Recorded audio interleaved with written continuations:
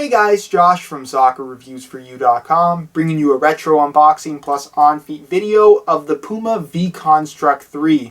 This is a shoe that came out originally in 2008. It's pre-PowerCat, it's pre-Evo Power, and it just had a very interesting concept that didn't do very well from Puma that I thought would be interesting to take a closer look at. Now again, as always with the retro unboxing series, if you enjoy this series on my channel, be sure to support this video with a like. It takes a lot of time, effort, and money to hunt down some of these older models that are pretty difficult to come by. So again, if you enjoy the series, want to continue seeing it on the channel, leave a like on this video, and with that being said, let's get right into the unboxing.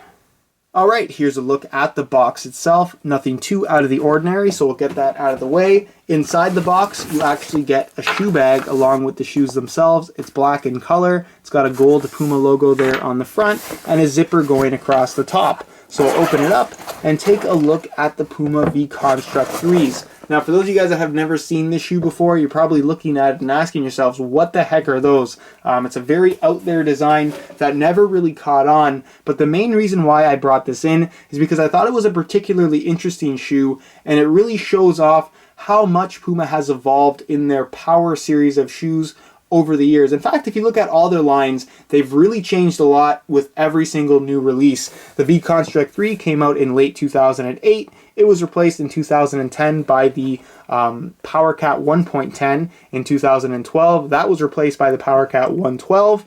And obviously, just a few months ago, the PowerCat 112 was replaced by the Evo Power 1. And if you consider the main differences between each of those four shoes, they're all completely different from each other, and that really goes to show how that with every new release, Puma's not trying to rebrand something, they're truly trying to innovate. And I think that might be an interesting video, maybe just looking at the entire Puma Power line over the years. Even their speed line has undergone some dramatic changes, so let me know if those are videos that would interest you. Just leave a comment down below, let me know. But for the most part, I just find the v-Konstrukt 3 to be a very, very interesting shoe. Now, like I mentioned, it was more or less a failure, not necessarily because of the design, and I can't really touch on the performance too much in this video, simply because I've never actually worn them. I've just tried them on once I got this pair in my hands, but for the most part, like I said, I don't know how they feel, I don't know how they perform, but for the most part, it wasn't very popular at the time of its release. And that's really the main reason why they had to change up the design so heavily. But it runs with the concept of being a defender's boot, a shoe that is designed to have as much additional protection as possible, and they did that successfully with this design. This boot is built like a tank. It's got this nylon with this padding going through the forefoot area, through the entire tongue. It's got this high density foam around the heel, a very, very large heel counter, and even some extra cushioning in the heel and forefoot that acts as a injury prevention system where you're going to have a more comfortable ride when actually playing in these shoes. So a very, very cool concept from Puma. Again, the problem was the marketing. It was marketed as a defender's boot, and regardless of what you think, regardless what is actually true, obviously defenders are just as important as any other player out there on the field, if not the most important. They just aren't the most exciting breed of player. If you're watching the highlights, you're going to see the goals. You're not going to see a tackle unless that tackle results in a penalty shot. So again, regardless of what is right or wrong, marketing something as a defender's boot just wasn't a good call by Puma. And a great example of why it was such a bad idea is the Nitrocharge 1.0, which released several years later, in fact 5 years later, and kind of runs with the same concept. It's a boot that's designed to provide as much, a little bit more protection than you would normally have from a standard pair of soccer shoes. And obviously the designs are completely different. I'm not saying the Nitrocharge is similar to the v-Konstrukt in any way. What I'm saying here is that there's similar concepts and the marketing is different, and that's why I think for the most part the Nitrocharge 1.0 silo was very well received,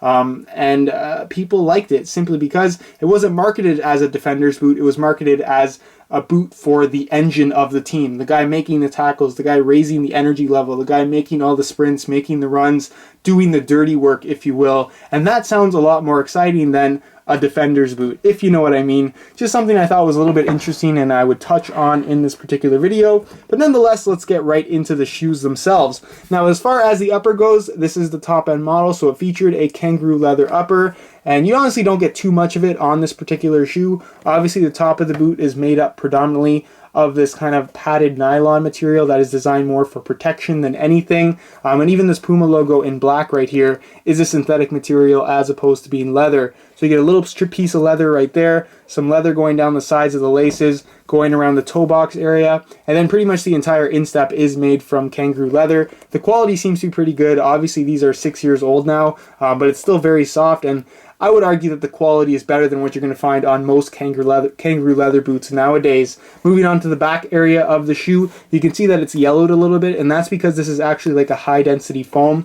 I'm sure it was pure white at one point, but it just yellows over time. It's something you can't really prevent. And this high density foam, again, similar to the pads on the Nitrocharge going around the Achilles area, are designed to provide that little bit of extra protection. You're definitely going to get that. And then of course there's an extremely large plastic heel counter to go along with that foam. So you're getting a ton of protection at the back of the boot itself. Of course you can see that you have a fold over tongue that has this little elastic piece that is fixed to the shoe. I'll actually take this out, and you can see that is what's going to hold the tongue down. Kind of an interesting idea. That's what it looks like kind of over top of the strap. And then you just pull this strap up, tuck the tongue underneath, and it holds it down for you. So kind of a cool thing. I personally like that as a whole. The tongue is for the most part a little bit unnecessary, but again, they wanted that extra layer of protection. Now as far as this blue padding area goes, it's kind of like a nylon covering, and the padding itself is kind of a firm slash soft type of texture to it. It's not overly thick. You guys can see the thickness right there,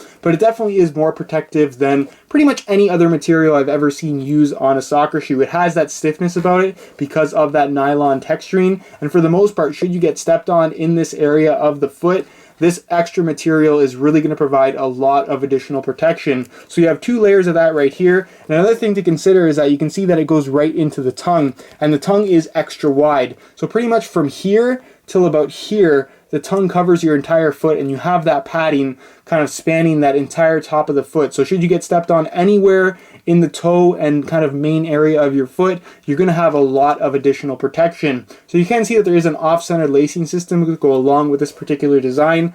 And again, just a very, very interesting shoe, very, very interesting concept. Moving on to the heel area, you can see it's cut a little bit higher in comparison to most shoes, and you have, like I said, a lot of extra padding on either side of the ankle with this high density foam, even a heel counter that extends right to the side of the ankle where you have a nice hard plastic there. The heel liner is a synthetic suede material, very, very soft, decent amount of padding as well. The insole is really nice. It's got a cool pattern on there. You can see it says Puma Cell, and that has to do with the cushioning system on this shoe. Mesh liner on top, and it's actually a very, very thick insole. It's kind of hard to show you, but it's extremely well padded and provides a ton of underfoot cushioning, I should say. Moving on to the inside of the shoe, you can see that at the heel area, there's actually an exposed window. It's clear, and there is what appears to be a gel cushion, and that's essentially what it is. This is what they called their duo cell cushioning system, and the v-Konstrukt was the last shoe to feature this technology from Puma. Essentially what it is, think of it as a very firm gel cushion, something like you might buy at a drugstore or something like that, just to put in your regular shoes that you walk around in. And you can see it does have that thing, little texturing there, that honeycomb texturing under the insole itself. And when you push down on it, there is a slight gel sensation about it. So you do get that little bit of additional cushioning that you wouldn't normally have from a pair of soccer shoes. And then moving through the midfoot area, it's not something I can actually show you, but there is actually another layer of foam similar to the softness of what you're going to find from the insole running through the entire front area of the shoe. So again, in terms of injury prevention, you're going to get a lot of extra underfoot cushioning, so wear and tear isn't necessarily as big of a factor because of that additional cushioning that you have under your feet. So very, very cool concept. Definitely something I would be interested in Puma bringing back, or another company bringing back in one way or another. And then of course the sole plate and stud pattern is kind of that classic v-Konstrukt stud pattern. I believe the v-Konstrukt 1 to 3 all had this exact same pattern. You get those bladed studs in the heel that have a very interesting layout about them. We saw a similar layout on the PowerCat 110 and the PowerCat 112. I personally really like it. It's very, very stable. There's more studs than you would normally have, and like I said, the stability is a really big factor there. And then you have these bladed studs here going through the forefoot 3 on each side and then 3 going across the middle. So again, lots and lots of studs under your feet, plenty of stability. And as far as the sole plate goes, it's actually a very, very thick plastic and pretty rigid. So for the most part, this is going to be just a very solid shoe in every single way. There isn't one part of this shoe that doesn't feel like it was thought out to be as protective as possible. And that's something that I really have to applaud Puma for. It's a very interesting design. And I actually think it looks pretty good. I think it's a pretty cool looking shoe. I might actually wear this one day. If I ever do, I will get it on film for you guys. But that's pretty much it as far as all the tech specs go. And move on next to a quick weigh-in so you can see how not lightweight these guys are. The weight of the v-Konstrukt 3 really shows Puma's commitment to the whole concept of being as protective as possible. When you pick the shoe up, there's a definite amount of weight to it that I don't normally get with a pair of soccer shoes. So I'm going to weigh this pair for you today in real time. Keep in mind this is a brand new pair in a size 9.5 US. We're going to throw it on the scale, and you can see that they weigh in at 12.45 ounces, so well above average in terms of weight. Most shoes that aren't necessarily marketed as speed boots tend to weigh between 8 and 10 ounces nowadays, so to have something at 12.5, that's more than a pair of Copas, and like I said, it provides a ton of additional protection, and if that's your thing, this is the boot for you. But for the most part, I think that a shoe at 12.5 ounces is pretty difficult to have a broad appeal and sell a lot of numbers. So for the most part, I think that the weight of this shoe, the bulk of this shoe, is part of the reason why the v-Konstrukt 3 was not a very successful design from Puma. Alright, here's a look at the v-Konstrukts on feet. And honestly, these feel very, very odd. There's no other way of describing them. I wouldn't say that they're particularly comfortable, and for the most part, they're pretty stiff from right out of the box. The leather area is soft, but this nylon material going across the top of the foot feels very stiff and very thick. There's a lot of bulk to this shoe, which obviously is part of that whole protective concept behind it. But for the most part, I would say that there's coverage to the point where it almost seems like it's overkill. There's just almost too much bulk to the shoe, and it's kind of hard to judge it, again, without having actually worn it. But for the most part, it's really difficult to say how this shoe would feel and how it would perform without having breaking them in.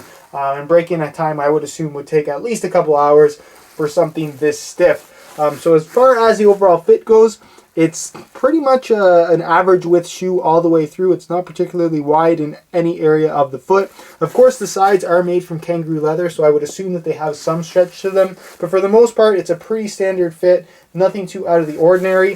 Of course, it does have that anatomic last that we see from Puma on a lot of their models. We still see it today, where it comes to a bit of a point at the toe. It's not as extreme as I've seen on other models from Puma, but for the most part, it does have a very interesting fit about it. In terms of sizing, I'm wearing a half size up from my usual size 9, which is pretty common for Puma's power line. Just like the Evo Power 1 fits a half size small, these do too. So if you do come across a pair and you want to scoop them up for yourself, I would personally recommend going a half size up.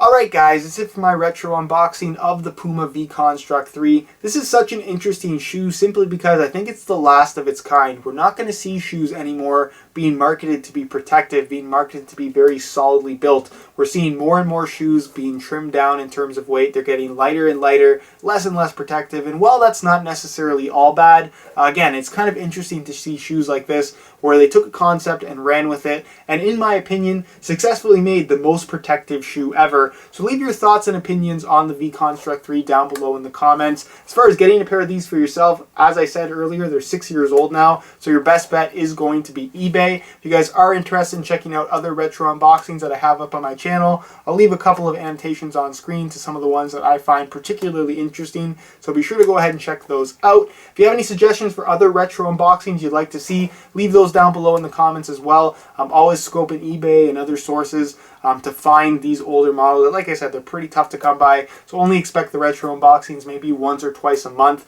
But anyways, if you enjoyed today's video, be sure to support it with a like. Subscribe if you haven't already for daily videos on all the latest and greatest soccer gear. You can find all of my social media information down below in the description as well. And other than that, guys, hope you enjoyed today's video. And as always, thanks for watching.